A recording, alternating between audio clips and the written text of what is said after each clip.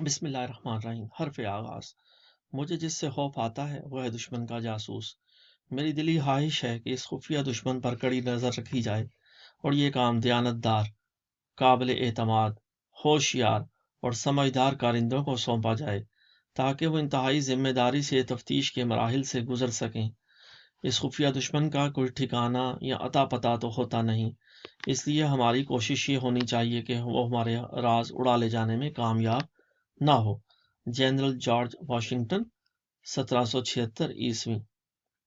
یہ کتاب لکھنے کی ضرورت کیوں محسوس ہوئی؟ خفیہ ادارے، ان کی کارکردگی اور آپریشن تو ہمیشہ راز میں رکھے جاتے ہیں اور رہنے بھی چاہیے، لیکن چند واقعات اس لیے بیان کیے جا رہے ہیں کہ پچھلے چند سالوں سے ہماری خفیہ ایجنسیوں کو مسلسل تنقید کا نشانہ بنایا جا رہا ہے۔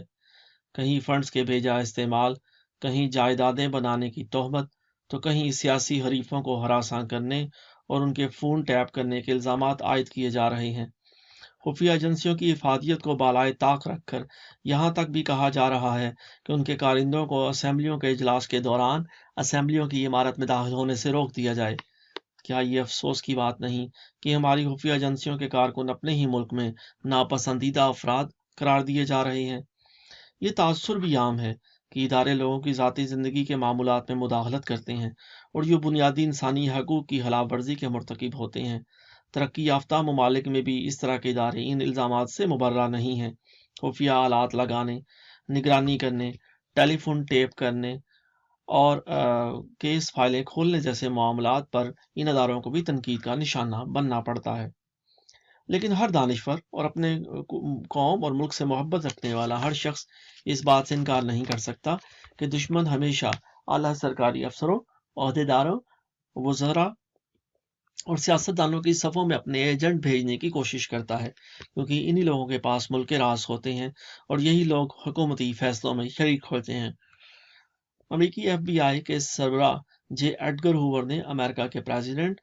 جان ایف کینیڈی کے معاشقوں کی تفصیل خفیہ طریقوں سے حاصل کی اور کینیڈی کو خبردار کیا کہ آپ کی یہ حرکات ملک و قوم کے لیے خطرناک ثابت ہو سکتی ہیں اور دشمن ان عورتوں کے ذریعے صدر اور امریکہ کو نقصان پہنچا سکتا ہے۔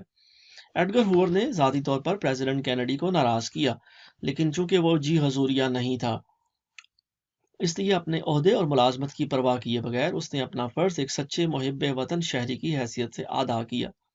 اور صاف ظاہر ہے کہ صدر مملکت کی ذات قوم و ملک سے اہمیت سے بالاتر نہیں، البتہ یہ ضروری ہے کہ یہ ادارے اور ان کے کارندے بھی دیانتدار، محب وطن اور اپنے کام کے ماہر ہوں۔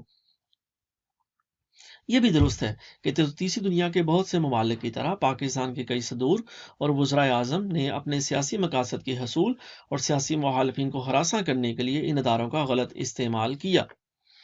اور انٹیلیجنس کے بعض افسران بالا نے اس ضمن میں تمام حدود پار کر کے بادشاہ گھر کا کردار ادا کیا اور کبھی کبھی ملکی سیاست میں اقتدار کے دلالوں کا کام بھی سر انجام دیا، لیکن اس کی تمام تر ذمہ داری چیف ایگزیکٹو پر ہے، جو نااہلوں کو سیاسی اور ذاتی پسند کی بنیاد پر ان حساس اداروں کا سربراہ مقرر کرتا ہے، انہیں وہ کام کرنے کو کہتا ہے جو ان کے فرائض میں شامل نہیں ہوتا، یا پھر ان کو کھلی چھٹی دے دیتا ہے، اور یوں وہ اپنی حیثیت کا غلط استعمال کرتے ہیں۔ ایک مرتبہ پاکستان کے سابق وزیر اعظم نے ٹی وی پر اپنی تقریر کے دوران میں فرمایا کہ انٹیلیجنس اداروں کی 80% رپورٹیں جھوٹ اور من گھڑت ہوتی ہیں، حالانکہ ادارے کا سربراہ اسی وزیر اعظم کا چنا ہوا تھا۔ تاریخ گواہ ہے کہ انٹیلیجنس دلیر، محب وطن اور اپنے مقصد سے لگن رکھنے والے لوگوں کا پیشہ ہے۔ اس پیشے کے سرکردہ کارکن قومی مقاصد کے حصول کی خاطر انتہائی خطرناک اور دشوار مہمات کو سر کرنے میں اپنی ساری زندگیاں صرف کر دیتے ہیں، ہر مشکل اور کڑی صورتحال کا جواں مردی سے مقابلہ کرتے ہیں، لیکن جدوجہد سے بھرپور طویل زندگی میں وہ بے نام، اجنبی اور تنہا ہوتے ہیں۔ بس ایک اجنبی سا سایہ، ایک انجانا خوف ان کے ساتھ ساتھ رہتا ہے، جو کبھی بھی حقیقت بن کر انہیں گمنامی کے گھپ اندھیروں میں دھکیل دیتا ہے۔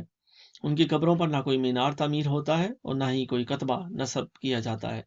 لیکن اس حقیقت سے انکار نہیں کہ انہی کی قربانیاں ان کے قوم کی تقدیروں کو بدلتی ہیں، اور انہی کے نام ہمیشہ کے لیے ایک ایسی غیر مرئی فہرست میں شامل ہو جاتے ہیں جو قوم کی قسمت کے ماتھے کا جھومر بنتا ہے۔ اس شعبے کا فنکار ایک ایسا مجاہد ہوتا ہے جو اپنے مقاصد کا 100% شعور رکھتا ہے اور اپنے کام کی حساس نوعیت کا ادراک اس کا قیمتی سرمایہ ہے۔ وہ ایک ماہر دستکار کی طرح اپنی قابلیت کے جوہر اور تجربے کے آلات کو ماہرانہ انداز سے استعمال میں لاتے ہوئے تہ در تہ چھپی ہوئی خطرناک حقیقتوں کا پتہ لگاتا ہے۔ وہ اپنے مقصد کے حصول کے لیے کسی چمک یا لالچ کا شکار نہیں ہوتا اور نہ ہی جذبات کبھی اس کی راہ میں حائل ہوتے ہیں۔ بس ایک دیوانے کی سی لگن اور دھن اسے لیے چلی جاتی ہے۔ معلومات جمع کرنا، دستاویزات تیار کرنا اور انہیں انٹیلیجنس میں تبدیل کرنا ہمیشہ سے دنیا کے ہر ملک میں معتبر پیشہ سمجھا گیا ہے۔ ہر ملک چاہے چھوٹا ہو یا بڑا، مضبوط ہو یا کمزور، مملکت کو درپیش خطرات اور دیگر اہم امور کے حوالے سے قومی تحفظ کا لائحہ عمل تیار کرنے کے لیے انٹیلیجنس ادارے قائم کرتا ہے اور ان اداروں کے لیے خصوصی کارکن تیار کرتا ہے۔ دفاع، قومی تحفظ اور دوسرے ممالک کے خفیہ منصوبوں، قوت اور تکنیکی شعبوں تک رسائی حاصل کرنے اور ان پر خفیہ نگاہ رکھنے کے لیے انہی حساس اداروں سے کام لیتا ہے۔ بعض ممالک میں تو سیکرٹ سروس کے کارکنوں کو سیاسی قتل و غارت، دہشت گردی اور تخریب کاری کے مشن بھی سونپے جاتے ہیں۔ اس لیے اپنے ملک کے لیے حفاظتی تدابیر اور بہتر سے بہتر حکمت عملی وضع کرنے کے لیے دوست اور دشمن کارکن کی پہچان بے حد ضروری ہے۔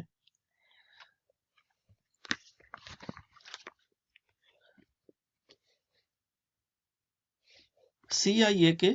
ایک اہم عہدیدار ایلڈرچ ایمز اور اس کی کمبوڈین نیاد بیوی ماریا کی گرفتاری کے موقع پر جو KGB کے لیے کام کرنے کے الزام میں دھر لیے گئے تھے، ایک روسی سفارتکار نے تبصرہ کرتے ہوئے اس حقیقت کو تسلیم کیا کہ CIA میں ہمارے ایجنٹ کام کر رہے ہیں اور KGB میں امریکی ایجنٹ موجود ہیں۔ لہذا معلومات کے حصول کے لیے ماسکو اور واشنگٹن کی خفیہ جنگ کوئی حیران کن بات نہیں، یہ ایک عام اور روزمرہ کا معمول ہے۔ روسی ادارے کے سربراہ ولادیمیر میخانوف نے ایک روسی قومی اخبار کو دیے گئے انٹرویو میں اعتراف کیا کہ سیکرٹ سروسز اب دفاعی راز معلوم کرنے کی بجائے اقتصادی اور تکنیکی راز معلوم کرنے پر مامور ہیں، اور غیر ملکی جاسوس روس کے اقتصادی راز چرا کر اسے عالمی اقتصادی منڈی میں دیوالیہ قرار دینا چاہتے ہیں۔ پاکستان کے جغرافیائی اور سیاسی تناظر کے صورتحال کے تناظر میں دیکھا جائے تو معلوم ہوگا کہ ہمیں بھی حیران قومی، جغرافیائی اور نظریاتی سرحدوں کے تحفظ کے حوالے سے غیر ملکی جاسوسوں کا سامنا ہے، اور اس وقت ایک سے زائد ملک کے جاسوس، تخریب کار اور دہشت گرد ہمارے ملک میں مصروف عمل ہیں۔ پاک سرزمین کے دشمنوں کی مذموم سرگرمیوں سے نمٹنا ہماری کاؤنٹر انٹیلیجنس ایجنسیوں CIA کی ذمہ داری ہے، اور یہی ادارہ دفاعی لائحہ عمل بناتا اور اس پر عمل کرتا ہے۔ CIA کے چند اہم مقاصد یہ ہیں: دشمن کے باہر سے بھیجے ہوئے جاسوسوں یا ہماری صفوں میں بیٹھے ہوئے دشمن کے ایجنٹوں کا سراغ لگانا اور پھر ان سے نبرد آزما ہونا، ملک دشمن سرگرمیوں، دشمن کے انٹیلیجنس اہداف، اس کے طریقہ کار اور غیر ملکی ایجنٹوں کے رابطوں کا کھوج لگانا، ملک دشمن عناصر ان کے آقاؤں کی کوششوں کو ناکام بنانے کے لیے ان کی سرگرمیوں کا کھوج لگانا اور تخریبی سرگرمیوں کو وقوع پذیر ہونے سے پہلے روکنا۔ ممکن ہو سکے تو دشمن کی صفوں میں اپنے ایجنٹ شامل کرنا یا دشمنوں کے ایجنٹوں کو ان کے خلاف استعمال کرنا۔ نمبر 4، ملکی سیاست میں دشمن کے بالواسطہ یا بلا واسطہ ملوث ہونے پر نظر رکھنا، اس کے پروپیگنڈے، ڈس انفارمیشن اور حوصلہ پست کرنے والی چالوں کی طاق میں رہنا اور ان کا سدباب کرنا۔ کسی اہم عہدیدار نمبر 5 کسی اہم عہدیدار پر لگائے گئے الزامات کی تفتیش کرنا تاکہ یہ ثابت کیا جا سکے کہ وہ مجرم ہے یا نہیں۔ کسی ملک دشمن سرگرمی میں اس کے ملوث ہونے کے مکمل اور ناقابل تردید ثبوت اکٹھے کرنا تاکہ اسے عدالت میں پیش کیا جا سکے۔ نمبر 6، مختلف معلومات کو ایک باقاعدہ طریقہ کار کے مطابق اور منظم انداز میں جمع کر کے ان کا باریک بینی سے تجزیہ کرنا اور بروقت ان معلومات کو سربراہ مملکت یا دوسرے عہدیداروں اور اداروں تک پہنچانا۔ نمبر 7، حساس اداروں میں کام کرنے والوں کی جانچ پڑتال، ان کی تربیت، انہیں دشمن کے داروں سے باخبر رکھنا اور دفاعی اقدامات تجویز کرنا۔ نمبر 8، دشمن کے لگائے گئے جاسوسی کے خفیہ آلات کو دریافت کر کے انہیں ناکارہ بنانا۔ اس کتاب میں پاکستان کے کاؤنٹر انٹیلیجنس ایجنسی کی کارکردگی کے چند اہم واقعات درج کیے گئے ہیں جن کے مطالعہ سے قاری کو اس ایک چھوٹی سی ٹیم کی دشمن کے خلاف کارروائیوں کی ایک جھلک نظر آئے گی۔ مصنف چونکہ اس ٹیم میں شامل تھا، اس لیے کتاب کو مصنف کے ذاتی تجربات کے حوالے سے مصنف کی سوانح بھی کہا جا سکتا ہے۔ شاید بعض حالات و واقعات پڑھتے ہوئے قارئین کو کچھ خلا محسوس ہو اور بات نامکمل نظر آئے۔ اس کی وجہ یہ ہے کہ راز راز ہی رہنا چاہیے۔ آپریشنز کی سب تفصیل بیان کر دینا بھی خطرے سے حالی نہیں، کیونکہ دشمن ہمتن گوش ہے۔ اس لیے بعض مقامات پر نام، تاریخ اور جگہ یا تو بتائی ہی نہیں گئی یا فرضی نام لکھے گئے ہیں تاکہ کوئی واقعہ جملہ کسی کی دل آزاری کا باعث نہ ہو اور دشمن بھی اس سے فائدہ نہ اٹھا سکے۔ قارئین کو کتاب کے مطالعے کے دوران یہ حقیقت بھی ذہن میں رکھنی چاہیے کہ امریکی CIA اور روسی KGB کی طرز پر پاکستان کے انٹیلیجنس ایجنسیوں کے کارکن نہ تو ہزاروں کی تعداد میں دنیا بھر میں پھیلے ہوئے ہیں اور نہ ہی ان پر لاکھوں ڈالر خرچ کیے جا سکتے ہیں۔ ہماری سرگرمیوں کا دائرہ کار محدود ہے اور ہماری مہمات میں ایسی حسیناؤں کا بھی عمل دخل نہیں جو جیمز بانڈ 007 کو گھٹنے ٹیکنے پر مجبور کر دیتی ہیں یا الفریڈ ہچکاک کی فلموں کے خوبصورت کرداروں میں دکھائی دیتی ہیں، اور نہ ہی ہمارے پاس ایسے ہیروز ہیں جو مافوق الفطرت کارنامے انجام دیتے ہیں۔ تاہم ہمارے کارکن محنتی ہیں اور جاں فشانی سے کام کرتے ہیں۔ مصنف یہ دعویٰ تو نہیں کرتا کہ اس کی ٹیم کی اہم مہمات نے تاریخ کا رخ موڑ دیا یا قومی زندگی کے ادراک پر کوئی بڑا اثر چھوڑا، مگر اتنا ضرور ہے کہ ان کامیابیوں نے تباہی اور بربادی کے کئی دھاروں کا رخ ضرور موڑ دیا۔ امید ہے کہ یہ کتاب ایجنسیوں کے بارے میں پہلے سے موجود افسانوی اور ماورائی سوچیں بھی تبدیل کر دے گی اور بعض ایسی غلط فہمیوں کا ازالہ بھی کر دے گی جو اس ادارے کے بارے میں پیدا کر دی گئی ہیں۔ یقین ہے کہ ادارے کے موجودہ عہدیداران اور اراکین کے لیے بھی یہ کتاب مفید ثابت ہوگی اور انہیں اپنے پیش رووں کی ناکامیوں اور کامیابیوں سے بہت کچھ سیکھنے کا موقع ملے گا، اور ان تجربات کی روشنی میں وہ اپنی مستقبل کی مہمات کا بہتر لائحہ عمل تیار کرنے میں کامیاب ہو سکیں گے۔ یہ میرا پیشہ ورانہ عقیدہ ہے کہ CIA کے کارکن ہمہ وقت دشمن کے خلاف جہاد میں مصروف رہتے ہیں۔ یہ ایک ایسا مسلسل جہاد ہے جس میں وہ آنکھ جھپکنے کا خطرہ بھی مول نہیں لے سکتے۔